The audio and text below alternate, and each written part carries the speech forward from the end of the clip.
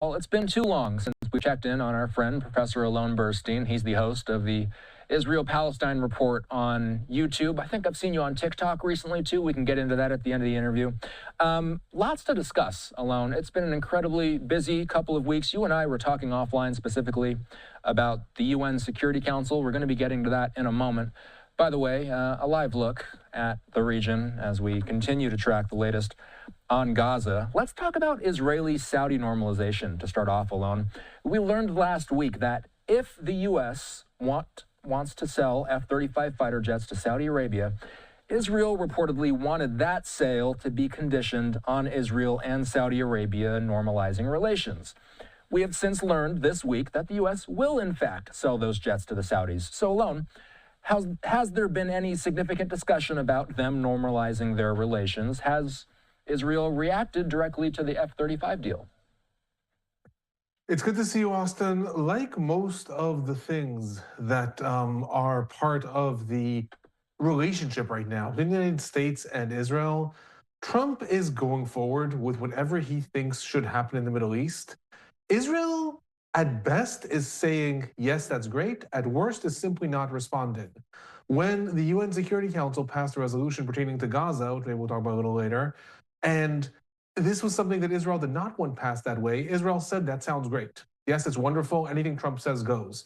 When it came to the sale of F-35s and 300 advanced tanks and declaring Saudi Arabia a major non-NATO ally, all these things, Israel's staying silent. It doesn't want to say yes. It really doesn't like that. It also cannot say no to Trump, and Trump knows this. And it's one of the reasons that he's sort of letting himself, so to speak, go forward with these different plans in the Middle East and always assuming that Israel's going to just say yes, because in fact, Israel is always just saying yes.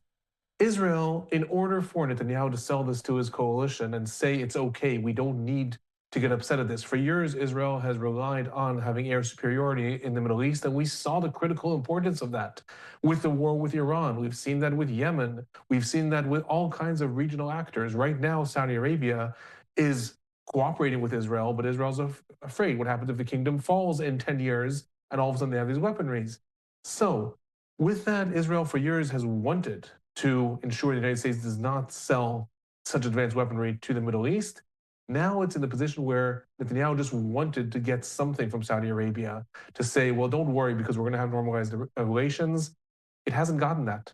It got some statements that Saudi Arabia would like to join the Abraham Accords. So Saudi Arabia is openly talking about that, but saying still it conditions this on a Palestinian state along the 1967 borders, something that certainly Netanyahu's government, but Israel more broadly, has made clear it's not going to agree to. So theoretically, Israel, is making a lot of statements that they would like to see this come alongside some sort of normalization agreement, but is not being directly critical of what's happening. I will say, if this was the Biden administration or a Harris administration, we'd likely see Israel screaming and furious. Under the Trump administration, Israel is simply either saying yes to anything he says or not saying anything. So, what would be the significance of Israel and the Saudis normalizing relations? What would be the most meaningful changes that both countries would see? If this were to go down that path, and again, it's very, very difficult to see a scenario where that happens without some sort of concrete steps towards a two-state solution to the Israeli-Palestinian conflict. But if, hypothetically, we were to see that happening, we would likely see two very big geopolitical changes regionally and internationally. Firstly, like when Israel signed a peace treaty with Egypt in 1979, this brought about massive retaliations against Egypt from the Arab world, but also started to open a door. There were other elements within the Arab world. It took 10 years, it took a little longer. They started to say, if Egypt can do it, maybe we can. Saudi Arabia is a leading country. It wants to be the most leading country, and some would argue that it is the most leading country in the Islamic world, certainly in the Sunni Islamic world. If they were to go down that path, we would likely see a big split in the Islamic world. Many of the more moderate countries might be inclined to also go down that path, as if Saudi Arabia can do it, we can do it. We would equally at the same time see other regimes, such as Afghanistan under the Taliban, such as different regimes, or at least some state actors, certainly in Nigeria, some of them in Pakistan, some of them in Uzbekistan, that would see this as such a big betrayal that likely would lead to also inflammatory reactions within the Islamic world. That's on Saudi Arabia's side. On Israel's side, we would see, first of all, a major political victory against Saudi Arabia as a huge country. It also would have vast economic potential for Israel. Israel, I remind you, has a very hard time with the supply of oil, which comes from Arab countries, most of whom Israel does not have relations with, so it ends up buying oil through third-party countries. It would be a major victory politically for Israel, whatever administration would manage to push that through, it would be Netanyahu or someone else. We would also likely see a vast increase in cooperation when it comes to addressing regional problems. I say addressing, not solving, because if we see now open cooperation between Israel and Saudi Arabia with regards to, for example, the situation in Yemen, or with situations Sudan and South Sudan, Somalia, let alone Gaza and Lebanon. If we would see those changes and Israel were to openly cooperate with Saudi Arabia, that would have vast implications for that too. Now, obviously, there's the third actor that's involved here, the United States. For the United States, this would honestly remove a big headache. Within the Middle East, Israel has been the United States' closest ally, certainly for several decades. But the United States has also been a very close ally of Saudi Arabia, also a very close ally of Qatar, also a very close ally of other countries that at times have viewed Israel as an enemy, at times have viewed Israel as at least someone who you don't talk to. And this has caused the United States headaches. It caused them headaches during the first Gulf War in '91. It caused them headaches during the second Gulf War. They're allied with Israel and they're allied with these other countries that are almost sometimes attacking each other. So it would be wonderful in the United States to create sort of this axis of what they would probably consider, moderates, like between Israel, Saudi Arabia, Jordan, Qatar to some extent, Egypt, in order to face Iran and almost have a deterrence belt towards Iran. So everyone would theoretically be happy. Note the one people that I haven't mentioned, the Palestinians. The Palestinians, without this moving towards a two-state reality, would be up in arms Hamas and up in arms verbally and diplomatically the Palestinian Authority. And that would be enough also to mount pressure back to Saudi Arabia. So it's all mixed together. And that's why I say Saudi Arabia knows that. It's very hard for me to see some avenue that Saudi Arabia goes forward with this without at least having in rhetoric, never mind in practice, at least in rhetoric, some commitment towards a Palestinian state from Israel. I'm sure you were watching the White House just as closely as I was yesterday. You mentioned the two-state solution. In D.C. yesterday, Saudi Crown Prince Mohammed bin Salman told President Trump that Riyadh wants to join the Abraham Accords, but with that, he also mentioned wanting to secure a path toward a two-state solution. So, Alon, if we think this through, what is the most likely path toward a two-state solution as things stand today? So one of the very interesting things that happened between 2 weeks ago and the beginning of this week is the proposal of the United States to the UN Security Council with regards to what's the next step in Gaza. The draft was circulated 2 weeks ago and was voted on this week.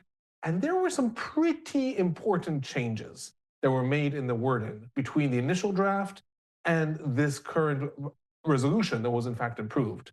And with regards to a state, the most important change that was made was the fact that the United States added that the Palestinian Authority will undergo reforms based on what Trump wants or the Saudi-French proposal. It also removed Israel's veto.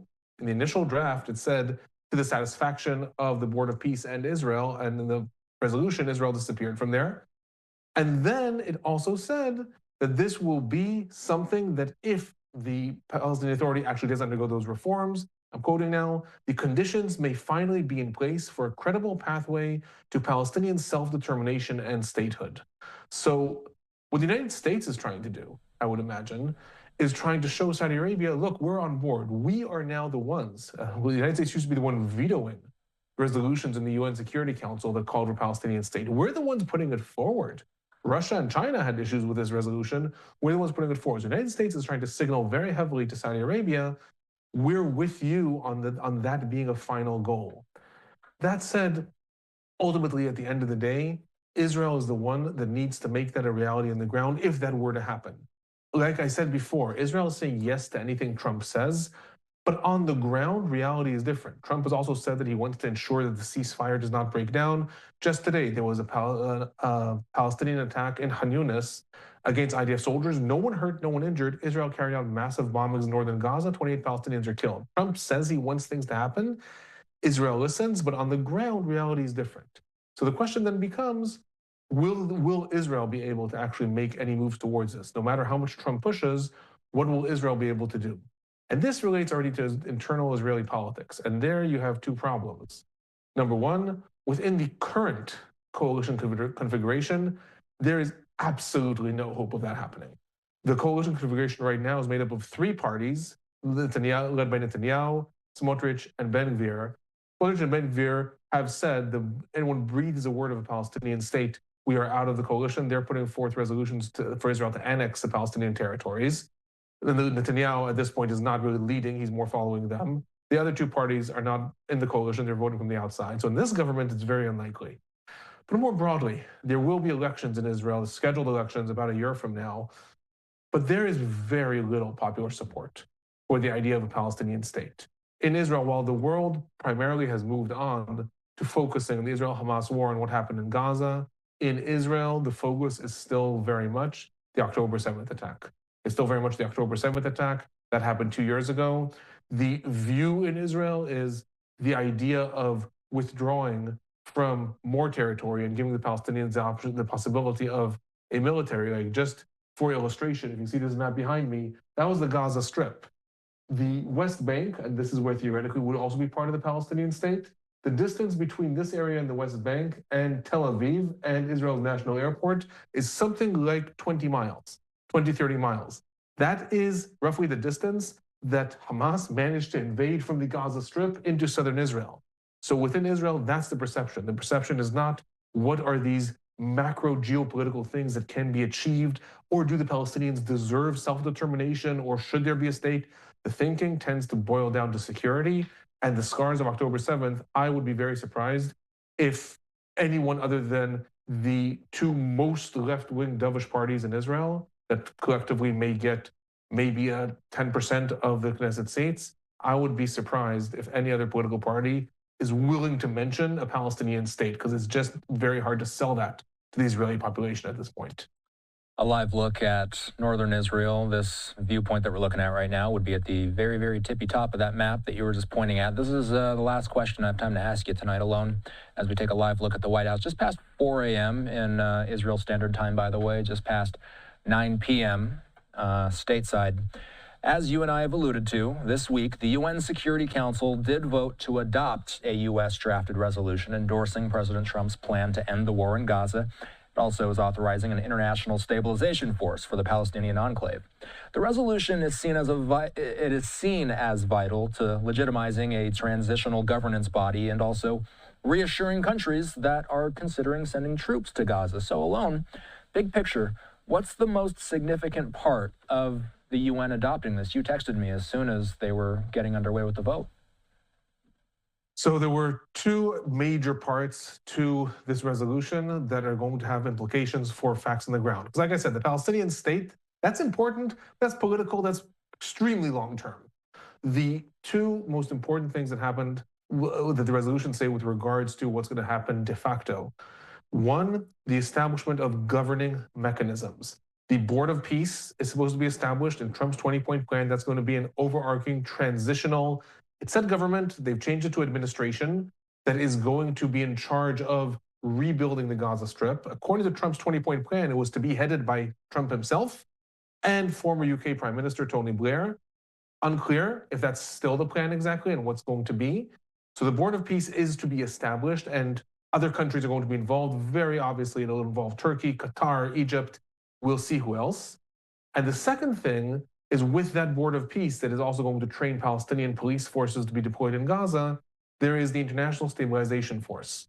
That is supposed to be a mechanism that is made up of several armies, and it explicitly says of countries that are participating in the Board of Peace, which means that those countries that I mentioned, Turkey, Qatar, Egypt, may be sending troops to Gaza. This does not say that Israel has any say or veto in that. The United States has already made clear that it's going to do that with or without Israel's approval. And that stabilization force Those soldiers are supposed to take over the territory from Israel and proceed to disarm and demilitarize the Gaza Strip. The one last thing I'll say, very, very glaringly, what is missing from that resolution? The word Hamas and what happens if that disarming does not take place. It says that the International Stabilization Force will be there to disarm, demilitarize, secure humanitarian situation, and protect civilians. Does that mean that those forces are going to be expected to engage Hamas militarily if Hamas refuses to disarm? Does that mean they're supposed to protect civilians? What happens if there's a flare-up and Israel, again, starts bombing Gaza? Are they supposed to now engage with Israel? The resolution does not make that clear. It was a report today that Steve Witkoff was supposed to meet Khalil al-Hayya, the leader of Hamas's negotiating team and arguably the strongest leader in Hamas right now. That meeting was canceled, surprisingly. A lot of rumors that Israel pressured it to be canceled, but clearly to me, that was the United States coming to say, okay, but how are we working this out? Because that's what stabilization force is going to happen, what's going to happen on the ground. So very important things happening with the Board of Peace, Palestinian Police Force, and International Stabilization Force. What it actually means, though, in terms of what's going to happen in the Gaza Strip, we still don't know at this point. It remains to be seen, as you so often say. Professor Alon Burstein here with us tonight. Alon, how can people find your coverage, the Israel-Palestine Report? So the Israel-Palestine Report, it's a YouTube channel. It's where I upload all kinds of content on the war on the Middle East. Last week, I uploaded a video that explained who are Palestinian prisoners and Israeli hostages. This week, there's a video coming out explaining where the name West Bank came from, and just weekly updates on the war. Feel free to join in, and I often have live forums too for questions and answers. Anyone who's interested in this region, always happy to see you. And you can even drop a comment in the lives, and Alon will answer them. I've learned a lot from Alon over the years. All right, Alon, good to see you. We'll check in soon. Have a good night. Thank you. Have a good night.